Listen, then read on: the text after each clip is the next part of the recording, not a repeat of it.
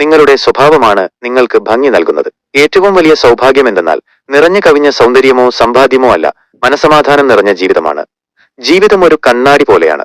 നിങ്ങൾ പുഞ്ചിരിച്ചാൽ മാത്രമേ അത് നിങ്ങൾക്ക് നേരെ പുഞ്ചിരിക്കുകയുള്ളൂ. എങ്ങനെയാണോ നിങ്ങളുടെ മനസ്സ്, അതുപോലെയാണ് ലോകവും.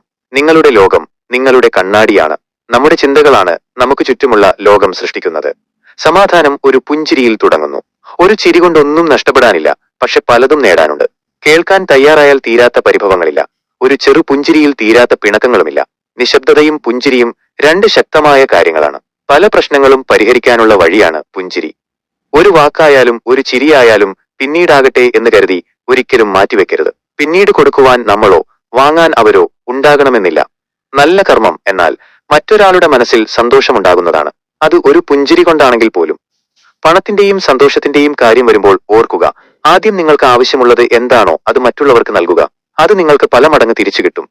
ആളുകൾ എന്നെ കണ്ടാൽ ചിരിക്കുന്നില്ല എന്നെനിക്ക് തോന്നിയാൽ ഞാൻ അവരെ കാണുമ്പോൾ പുഞ്ചിരിക്കും, അവരും ചിരിച്ചു തുടങ്ങും. നിങ്ങളുടെ ലോകം നിങ്ങളുടെ കണ്ണാടിയാണ് എന്ന് പറയുന്നത് എത്രയോ സത്യം. നിങ്ങൾ മറ്റുള്ളവർക്ക് എന്ത് നൽകുന്നുവോ അത് തന്നെ നിങ്ങൾക്ക് തിരിച്ചു കിട്ടും. അത് സ്നേഹമോ വഞ്ചനയോ ബഹുമാനമോ എന്തുമായിക്കൊള്ളട്ടെ.